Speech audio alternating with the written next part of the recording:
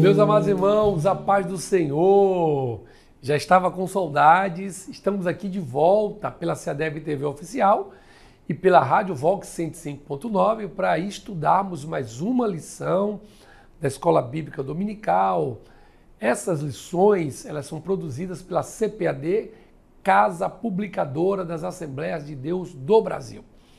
Temos sido grandemente edificados por cada homem de Deus, por cada comentarista que Deus levanta para nos abençoar com comentários bíblicos de forma sistemática, onde somos conduzidos ao crescimento espiritual. Deus abençoe a CPAD, Deus abençoe a diretoria da nossa CGADB. Louvo a Deus e sou muito feliz por poder fazer parte de uma igreja tão abençoada e tão bem-sucedida. Eu começo te pedindo, você que ainda não está inscrito no nosso canal, que se inscreva, ative o sininho das notificações e fique muito bem informado de toda a nossa programação, tanto da CEADEB TV, como também da nossa CEADEB, os eventos, congressos, convenções. Seja muito edificado por essa programação abençoada. Eu quero mandar um abraço especial para o nosso pastor-presidente, pastor Valdomiro, a diretoria da CEADEB, a todos os pastores, a todos os filhos de pastores, a família dos nossos pastores, a nossa igreja de forma geral. Deus abençoe grandemente a cada um de vós. Estamos estudando esse trimestre o fundamento dos apóstolos e dos profetas, a doutrina bíblica como base para uma caminhada cristã vitoriosa. Uma vida vitoriosa, uma caminhada cristã vitoriosa, só pode se estiver pautada por uma boa base bíblica, tá certo? O comentarista dessa lição é o pastor Elias Torralbo, pastor auxiliar ali na cidade de São Paulo, e essa lição que nós vamos estudar é a lição de número 7, que será ministrada em todas as igrejas no dia 18 de fevereiro de 2024. E o tema desta lição é a doutrina que dá vida e expulsa demônios.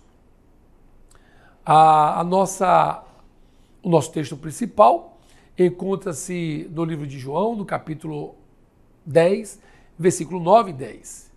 Está assim escrito: eu sou a porta, se alguém entrar por mim, salvar-se-á, e entrará, e sairá, e achará pastagens. O ladrão não vem senão a roubar, a matar e a destruir. Eu vim para que tenham vida e a tenham com abundância. Aqui o apóstolo João está escrevendo, falando do ladrão, que é um tipo do adversário. A linguagem tipológica da Bíblia coloca esse ladrão como sendo o nosso adversário, o inimigo das nossas almas. Resumo da lição: a doutrina de Jesus reflete o seu caráter, razão pela qual ela liberta e dá vida aos que creem e a obedecem.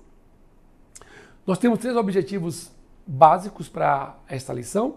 Você que é professor não pode perder de vista que a aula tem que ter os seus objetivos. Isso é planejamento. Todo aquele que está na área da licenciatura, está dando aula, sabe que uma boa aula tem os seus objetivos. E o primeiro objetivo dessa aula é compreender a autoridade da doutrina de Cristo. Se o seu aluno sair desta aula compreendendo essa autoridade, você conseguiu atingir o seu objetivo. Segundo objetivo, conscientizar de que a doutrina de Cristo dá vida ao homem. E, por fim, o terceiro e último objetivo, saber a respeito da doutrina de Cristo e os demônios. É o que nós vamos estudar nesta manhã e vamos aprender um pouco mais. O texto bíblico encontra-se no Evangelho de Jesus Cristo, escrito por João Marcos, o capítulo de número 1 e os versículos de número 21 ao 28. O versículo 21 diz assim: entraram em Cafarnaum e logo no sábado, indo ele à sinagoga, ali ensinava. E maravilhavam-se da sua doutrina, porque os ensinavam como tendo autoridade e não como os escribas. E estava na sinagoga deles um homem com um espírito imundo, o qual exclamou dizendo: Ah, que temos contigo, Jesus Nazareno? Vieste destruir-nos? Bem sei quem és, o Santo de Deus. E repreendeu Jesus, dizendo: cala-te e sai dele. Então o espírito imundo, agitando-o e clamando com grande voz, saiu dele. E todos se admiraram, a ponto de perguntar entre si, dizendo: que é isto? Que nova doutrina é esta? Pois com autoridade ordena aos espíritos imundos, e eles lhe obedecem. E logo correu a sua fama por toda a província da Galileia. Eu queria, já de antemão, lembrar aos irmãos que quando ocorre esse fato, Jesus expulsando aquele demônio, a pergunta que vão fazer é: que é isto? Eu não sei se os irmãos se lembram que lá na Antiga Aliança, no Antigo Testamento, daqueles 3 objetos que estavam dentro da Arca da Aliança, a réplica das tábuas da lei, o jarro de ouro contendo o maná e a vara de Arão que floresceu, o jarro de ouro contendo o maná no hebraico que é isto? Jesus Cristo, que estava simbolizado lá no maná, agora se apresenta para a nação de Israel, trazendo uma nova doutrina e mostrando que ele, sim, é o único que pode mudar a condição da nação de Israel. Por isso essa pergunta: o que é isto? Assim como perguntavam lá no passado, no deserto, o que é isto a respeito do maná, agora estavam perguntando: o que é isto? Que nova doutrina é essa? Essa é a doutrina dos apóstolos baseado na pedra de esquina, na pedra angular. Jesus Cristo de Nazaré. Louvado seja o nome do Senhor. A nossa introdução da lição está assim sugerida pelo pastor Elias Torralbo. Por intermédio do ministério terreno de Jesus, podemos ver que a doutrina e as obras caminham unidas. As obras realizadas pelo seu Jesus revelam o seu caráter e a natureza da sua doutrina. Portanto, além de relacionar a doutrina de Cristo com suas obras, esta lição mostrará que ambas são inseparáveis e que as obras do Senhor são firmadas em quem Ele é. A nossa lição está dividida em 3 partes. Nessa primeira parte, nós vamos abordar a autoridade da doutrina de Cristo. Essa primeira parte também, por sua vez, vai subdividir em 3 tópicos ou subtópicos. O primeiro subtópico, o conceito de autoridade. O segundo subtópico dessa primeira parte, a autoridade que habilita. E, por fim, a autoridade confirmada. O conceito de autoridade. A autoridade é um termo amplo e abrangente, motivo pelo qual precisamos defini-lo. O sentido de autoridade utilizado aqui diz respeito à doutrina de Cristo, referindo-se à sua fonte divina, o que faz dela ser digna de toda a aceitação. Então, como esse termo autoridade é muito amplo, nós vamos defini-lo de acordo com a Bíblia. E de acordo com a Bíblia, a autoridade da doutrina de Cristo se refere à sua fonte divina, ou seja, esta palavra de Deus que está fundamentada em Cristo, que é a maior autoridade que já surgiu nesta terra. Jesus Cristo tinha autoridade sobre o reino mineral, sobre o reino vegetal e sobre o reino animal. Isso comprova que, de fato, ele tem um domínio de todas as coisas e essa autoridade foi-lhe concedida pelo próprio Pai.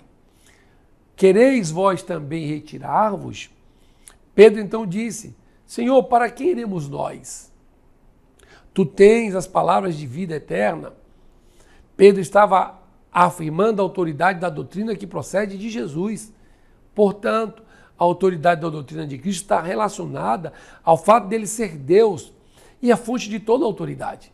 Os irmãos lembram que nessa passagem lá de João, capítulo número 6, o Senhor está conversando com os discípulos e depois de ele dar um grande sermão, um sermão muito duro, alguns daqueles que acompanhavam, eles estavam indo embora. E Jesus Cristo então olha para os discípulos e diz, vocês também não querem ir, não querem fazer companhia àqueles que estão saindo porque não querem ser confrontados com a verdade? Isso, irmãos, não é diferente dos dias atuais. Quantas pessoas, quando são confrontadas sobre a sua prática, a forma de viver, como agem, elas preferem sair da igreja, se afastar, se distanciar, elas preferem a terem que mudar de vida. Então Jesus fez uma pergunta óbvia, vocês não querem ir também, vocês não querem seguir? Mas Pedro dá uma resposta extraordinária. E a resposta de Pedro é, para onde iremos nós? Se só tu tens a palavra de vida. Pedro está dizendo, para onde nós iremos? Se nós nos afastarmos de ti, nós morreremos espiritualmente.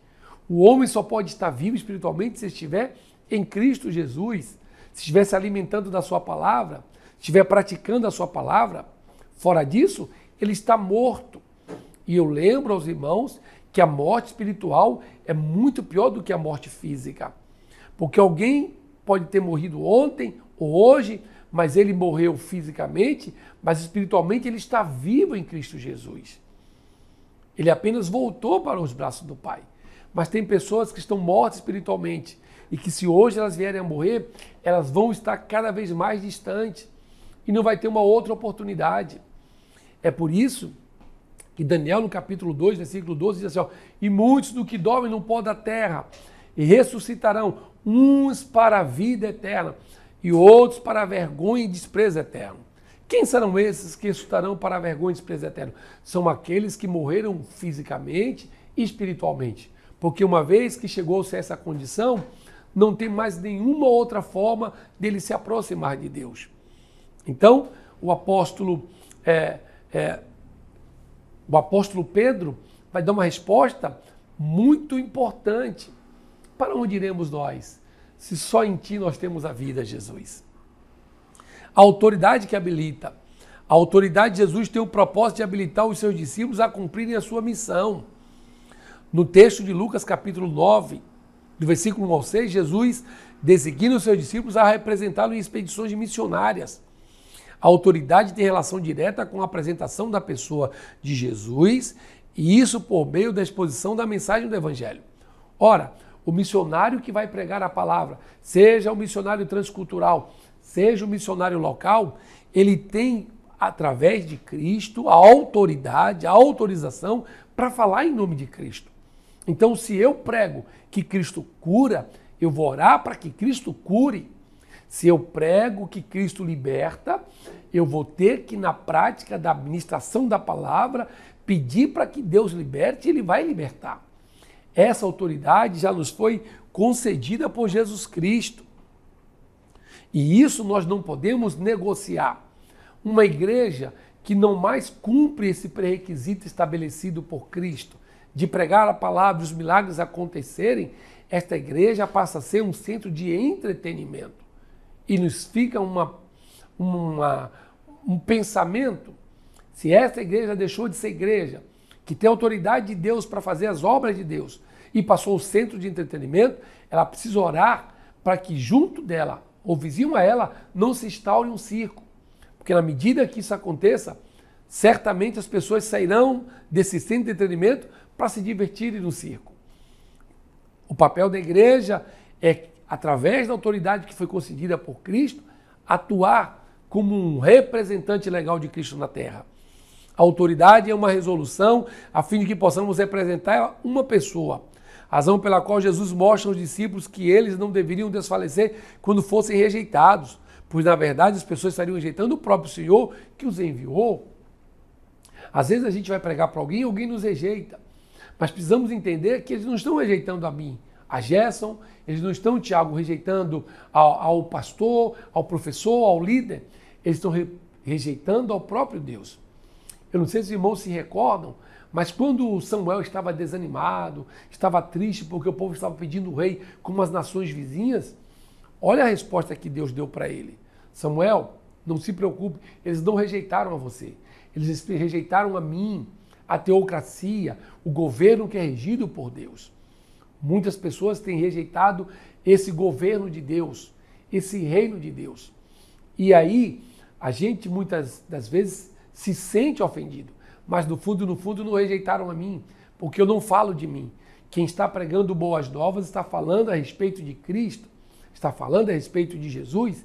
Então quem eles estão no fundo rejeitando não é a mim, mas sim a Jesus Cristo. Eu me recordo que certa vez eu saí para evangelizar com meu filho, ele muito pequeno, e ele pediu para distribuir folhetos, e algumas pessoas receberam, agradeceram, mas teve uma pessoa que, quando ele entregou, essa pessoa ela rejeitou e não aceitou. E ele voltou dizendo, meu pai, ela não quis aceitar, ela não gostou porque eu ofereci o folheto. E naquele dia eu falei para ele, não se preocupe porque ele não rejeitou a você, ele rejeitou a Jesus.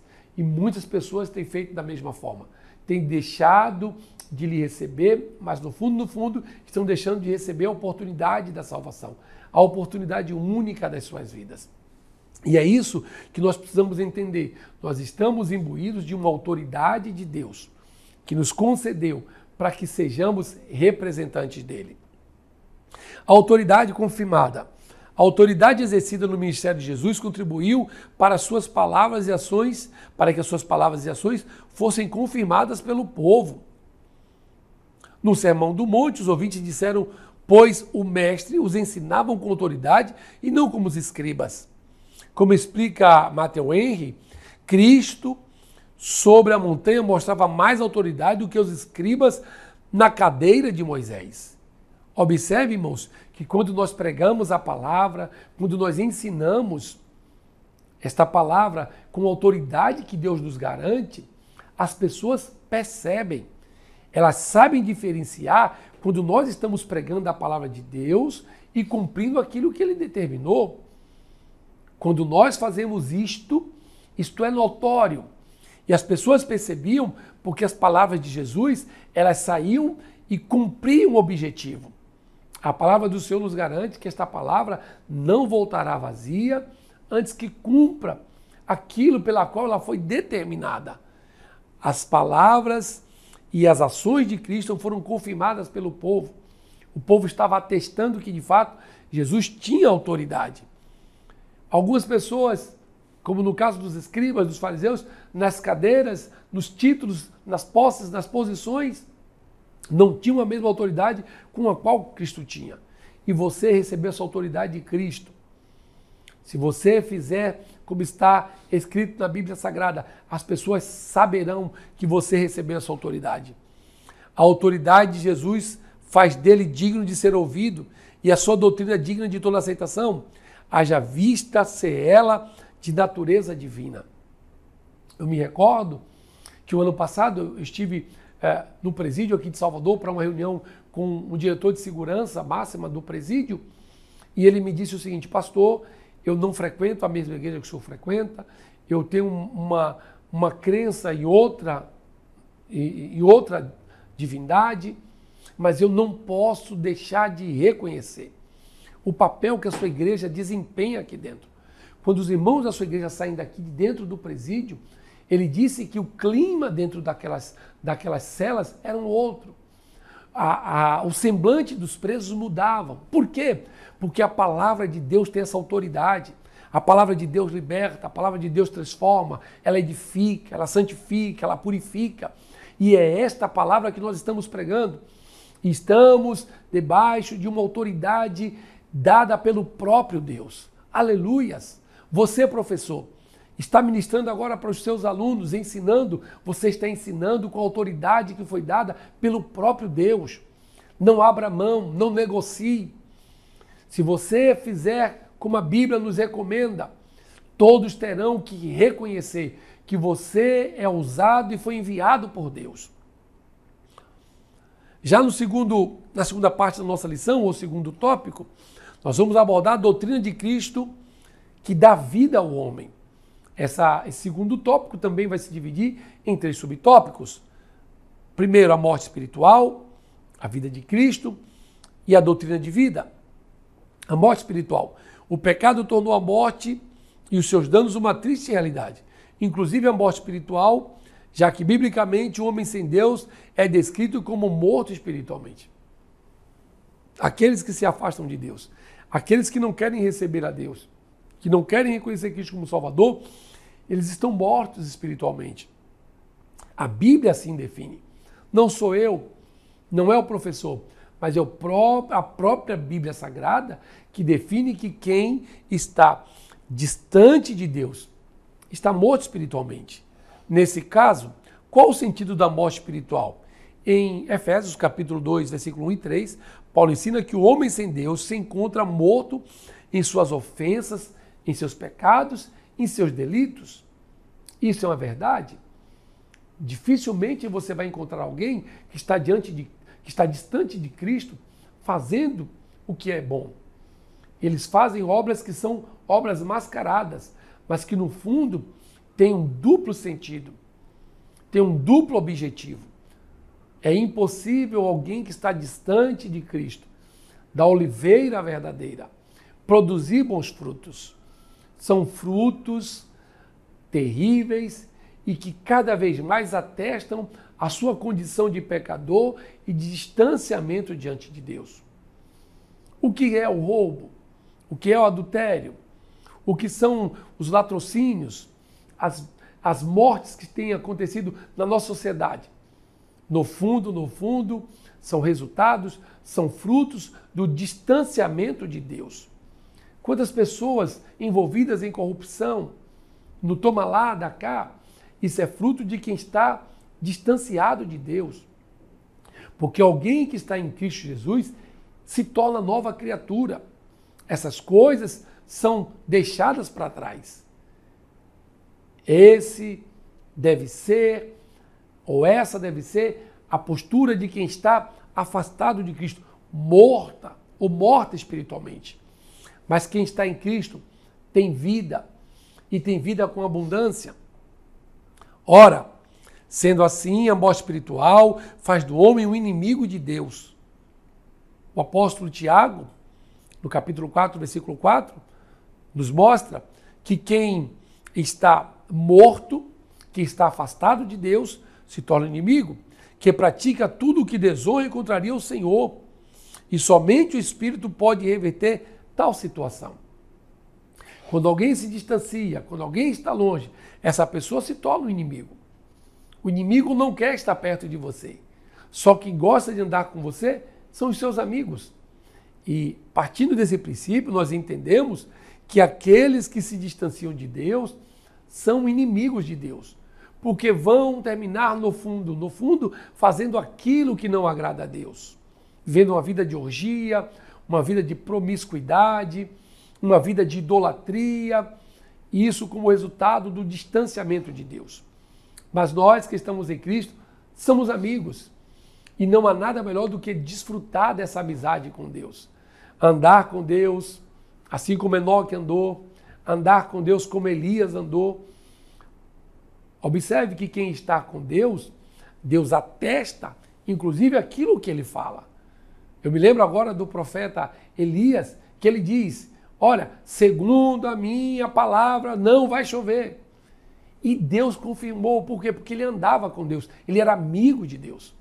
Mas os inimigos, aqueles que se afastam, aqueles que se distanciam, a tendência é que amanhã eles passem para uma outra vida. E não haverá mais uma oportunidade, nenhum escape para a sua salvação. Que Deus nos guarde, que Deus nos ajude. Jamais venhamos a nos tornar inimigos de Deus e que venhamos praticar tudo aquilo que agrada ao Senhor. E para isso precisamos do auxílio do Espírito Santo. É o Espírito Santo que convence o homem do pecado, é o Espírito Santo que santifica o homem, é o Espírito Santo que direciona o homem. A Bíblia diz lá no livro do Evangelho de Jesus Cristo, escrito por Mateus, e foi Jesus Cristo conduzido pelo Espírito Santo ao deserto. É o Espírito Santo que deve conduzir a nossa vida. A vida de Cristo. Mas afinal de contas, que vida é esta? Há muito o que dizer sobre a vida de Cristo, afinal ele é a própria vida. João capítulo 14, versículo número 6. Esta vida contrasta com a morte espiritual, conforme descrito anteriormente. Paulo afirma que o homem é salvo por meio da vida de Cristo, como fruto da reconciliação adquirida pelo seu sofrimento na cruz, que faz do reconciliado uma nova criatura tanto em suas práticas como em sua posição diante de Deus e dos homens. Jesus Cristo é a própria vida. Jesus Cristo, ele é a fonte de vida. O salmista, ele diz que Cristo, que Deus é manancial de vida e que na sua luz temos a luz. Então Cristo é como uma fonte, é como um nascedouro, é dele que surge a vida. E é impossível alguém estar nele e estar enfermo, principalmente no quesito espiritual. Quem está em Cristo terá saúde. Lembra daquela mulher do fluxo de sangue? Ela dizia, se eu apenas tocar na orla da sua veste, eu terei saúde. Ela estava enferma. E na enfermidade espiritual é impossível que alguém adquira a saúde espiritual se não for por intermédio de Cristo Jesus. E aqueles que chegam até Ele e se aproximam, além de adquirirem a saúde espiritual, podem ainda receber a saúde física. Sim, pois Ele é o Jeová Rafá, o Deus que cura toda a dor. Percebemos então que Cristo é a vida e que essa vida vai contrastar com a morte espiritual. Se alguém está afastado, está morto. Mas uma vez que aceitou a Cristo como Salvador, que se arrependeu dos seus maus caminhos, dos seus pecados e mudou de vida, essa pessoa passa a ter a vida espiritual. Por fim, a doutrina de vida. Jesus é a vida, logo suas palavras e seus ensinamentos também são vida. O conceito de vida pode ser encontrado em vários ensinos de Jesus, como, por exemplo, na parábola do filho pródigo, nós vamos ver ali uma simbologia de alguém que se afasta de Deus, mas que por alguma razão é tocado e resolve retornar. Deus estará sempre de braços abertos para receber o filho que se arrepende, o filho que reconhece que fracassou, que reconhece que pecou. E essa parábola do filho pródigo é uma história muito importante e interessante, porque isso mostra que se você, por mais que esteja dentro da igreja, mas que não tem certeza dessa salvação, não tem certeza dessa vida em Cristo, a hora que você se arrepender, você terá um Deus de braços abertos para te receber. Percebemos também esse conceito de vida naquele caso da mulher samaritana, quando ela está morta nos seus pecados e delitos e vai ter uma conversa com Jesus Cristo e Jesus lhe pede água e ele mesmo diz, se tu soubesses quem te pede água, você me pediria água e eu te daria a água da vida, água que vai matar a tua fome, a tua sede. E ali não é só sede, é fome também, porque todos nós temos uma fome de conhecer quem é Cristo, uma sede de beber desta água, e foi isso que aconteceu. Ela começou a conversar com ele e no seu diálogo Jesus revelou quem era ela. E ela sai e ela não se contenta e vai anunciar aos seus patrícios de que de fato estava diante de um profeta. E quando aqueles homens chegam, eles vão dizer para ela, agora não é mais pelo que você nos conta, mas é pelo que nós também descobrimos, aprendemos e conhecemos desse Cristo. Na multiplicação dos pães e peixes, observe que todos aqueles que se aproximam de Deus terão não só a sua sede espiritual saciada, como a sua fome sanada fisicamente. Jesus nunca deixou que aqueles que sentavam para lhe ouvir saíssem famintos espiritualmente e famintos materialmente. Jesus tem essa preocupação. Aí o salmista, entendendo disso, diz, fui moço e agora sou velho. E nunca vi um justo desamparado e nem sua descendência mendigar o pão. Deus é o Deus que supre. Deus é o Deus da provisão. Na multiplicação dos pães e peixes, isso está muito claro. Observe que quando Jesus consolava Marta pela morte de Lázaro, a gente vai ver ele dizendo, Marta, não temas, eu sou a ressurreição e a vida. Mas Marta, na sua limitação de pensamentos, dizia, sim, Senhor, eu sei que tu és a ressurreição e a vida, e que isso vai acontecer no último dia, ela fazendo alusão lá para o final de todas as coisas. Mas dizendo, não, Marta, eu não falei que isso vai acontecer lá no futuro, estou dizendo que isso vai acontecer hoje. Porque hoje a vida chegou, e aonde a vida chega, a morte não pode reinar. Onde a saúde chega, a enfermidade não pode reinar. E hoje, nesta aula, eu quero já deliberar uma palavra da parte de Deus. Não importa se a enfermidade chegou na tua casa, se o desemprego chegou na tua casa, Deus é o Deus que supre todas as necessidades.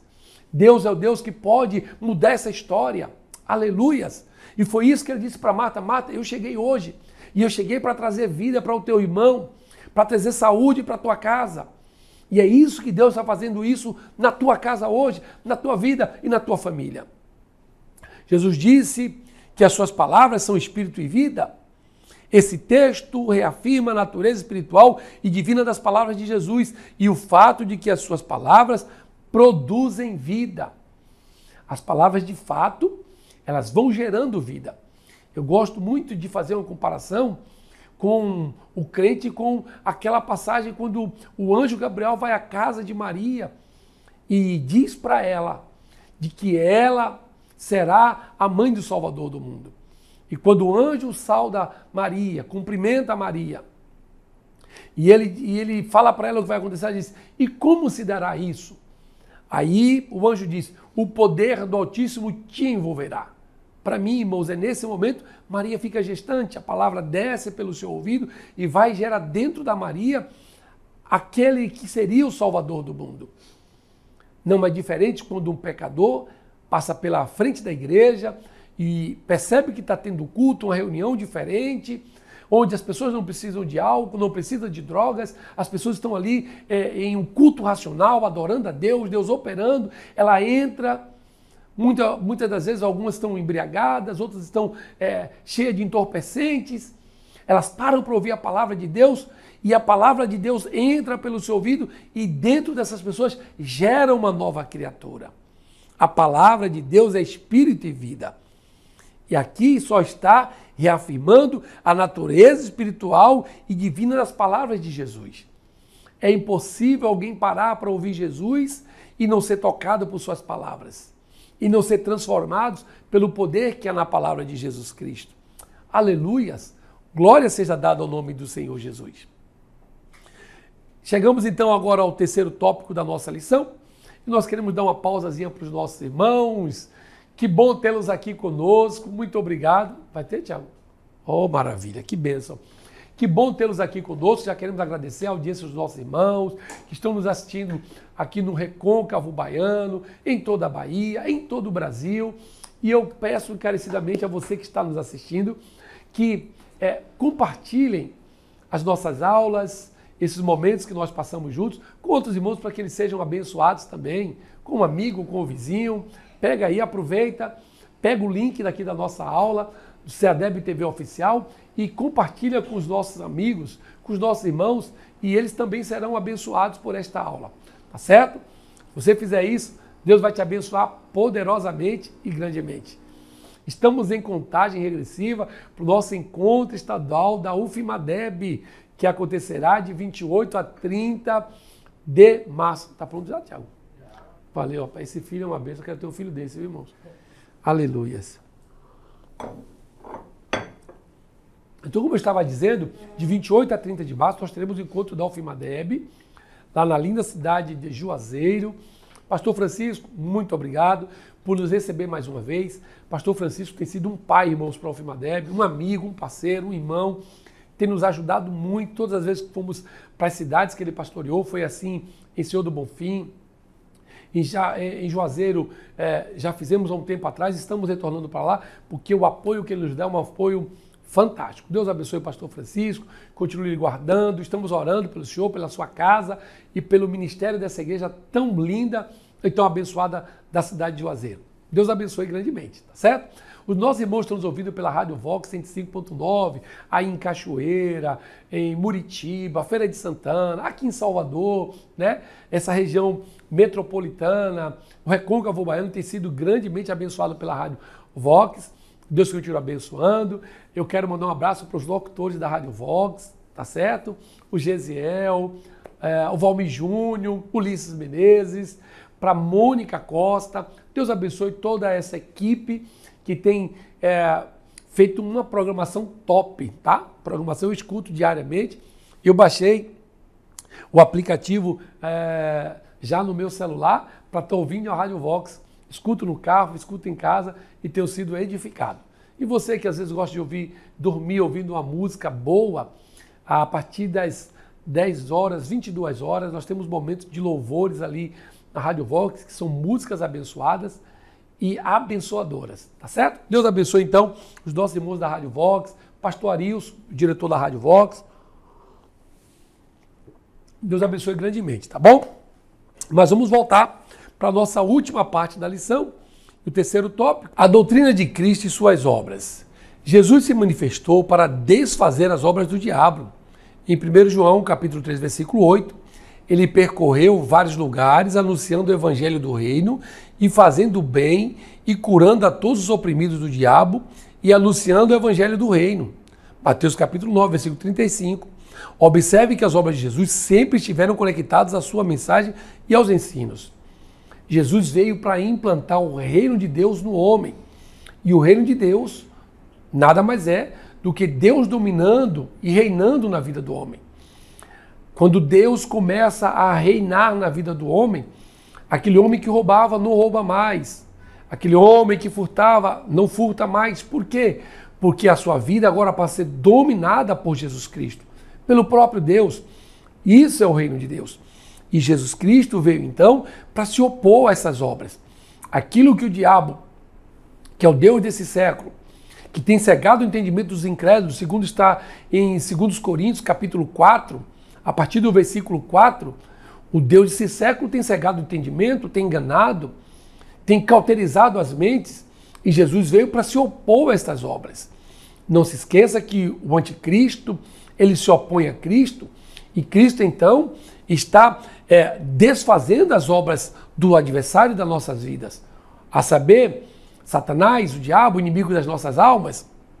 E Cristo então percorreu vários lugares anunciando o evangelho do reino, fazendo bem, curando as pessoas, libertando-as, aquelas que estavam oprimidas.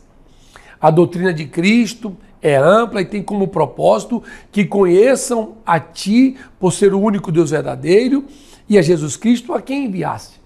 Então, a doutrina de Cristo nada mais é do que fazer com que Deus seja conhecido, com que o nome de Deus seja propagado, que as pessoas tenham as suas visões libertas para poder saber quem é o próprio Deus. Esse é o papel de Jesus Cristo, fazer com que o próprio Deus seja reconhecido. Os demônios reconhecem Jesus. Os demônios conhecem Jesus, sabem de sua natureza e reconhecem a sua divindade e se curvam diante do seu poderio. Alguém que pense que, em algumas passagens da Bíblia, o adversário se encurva porque está adorando a Deus. Distante disso. O diabo sabe, o nosso adversário sabe, que o Deus que nós servimos, ele é poderoso, ele é invencível, por mais que ele tente de todas as formas.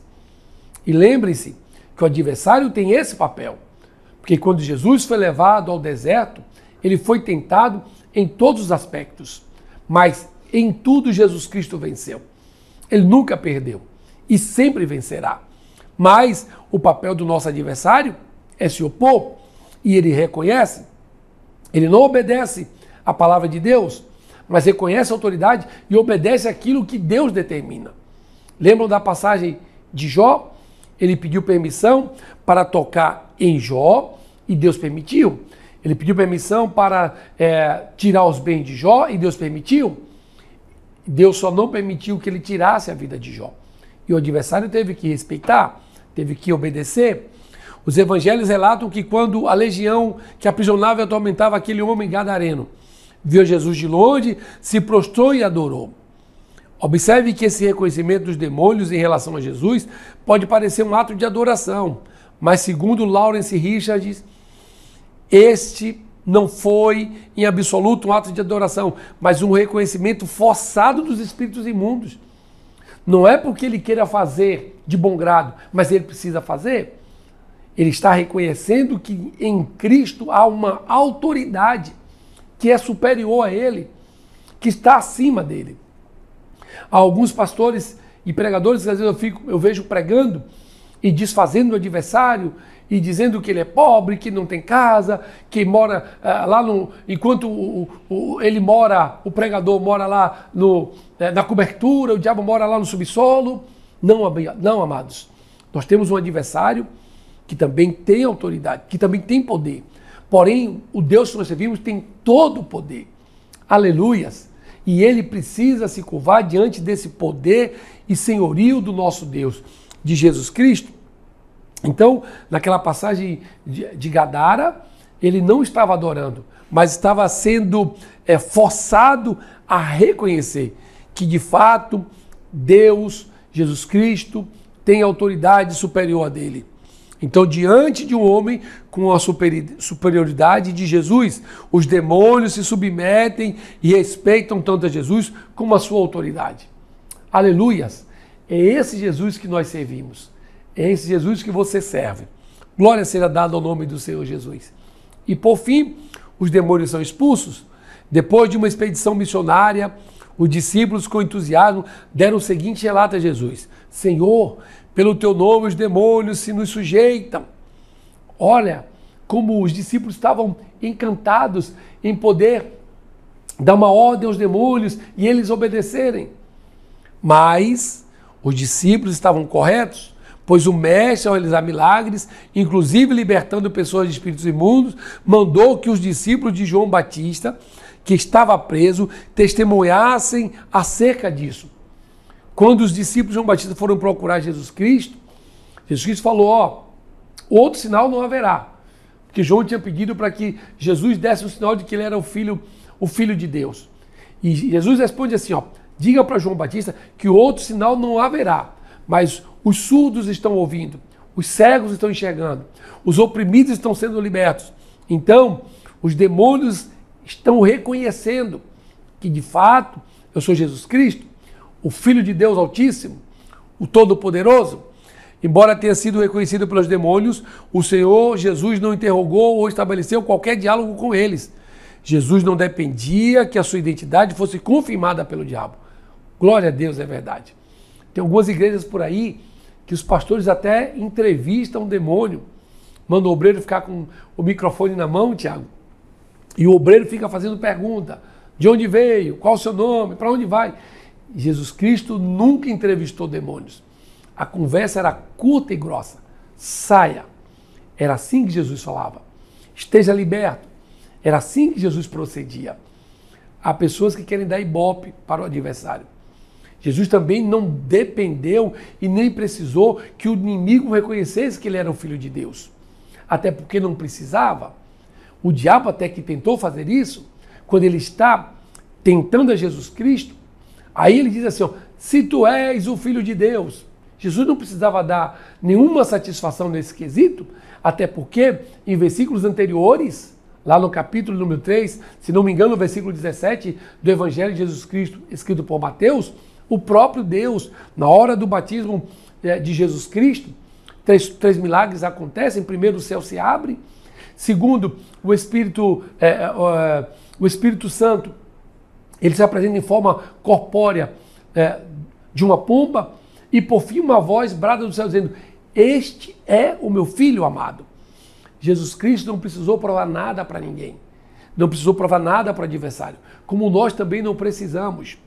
Nós somos filhos do Deus Altíssimo, do Deus Todo-Poderoso. Aleluias, glória a Deus. Isso mesmo, você não precisa provar que você é o melhor jovem, que você é mais capaz, que você tem melhores condições, você não precisa provar. O próprio Jesus já disse quem nós somos. Aleluias, louvado seja o nome do Senhor Jesus. Jesus não dependia que a sua identidade fosse confirmada pelo diabo. Ele não dependia de nada do adversário. Você não depende. Nós não dependemos. Nós dependemos exclusivamente do próprio Deus. Glória seja dada ao nome dele. Chegamos então ao final de mais uma lição. E como a conclusão dessa lição, infelizmente é muito comum tratar as obras de Jesus sem que se leve em consideração os seus ensinos. Isso tem causado danos dos mais variados à sua igreja. Por isso, essa lição buscou apresentar a inabalável verdade de que a doutrina de Cristo também reflete o seu poder, razão pela qual ela também dá vida e expulsa os demônios. A doutrina de Cristo é fonte de vida e de poder para todos os crentes. Que Deus te abençoe. Que Deus continue fazendo com que a sua vida seja próspera em Cristo Jesus. Esse é o nosso desejo. Estamos chegando ao final de mais uma aula, orando para que as bênçãos do Senhor estejam sobre a tua casa e que essa autoridade nunca se aparte da sua vida. Deus já te deu autoridade para expulsar os demônios. Deus já te deu autoridade para impor as mãos sobre os enfermos, orar por eles e eles serem curados. Jesus te abençoe, que o Senhor te guarde e se Ele não voltar, semana que vem estaremos aqui. Muito obrigado por nos permitir adentrarmos a tua casa através da CEADEB TV Oficial, através da Rádio Vox 105.9. Deus te abençoe e até semana que vem. A paz do Senhor para todos.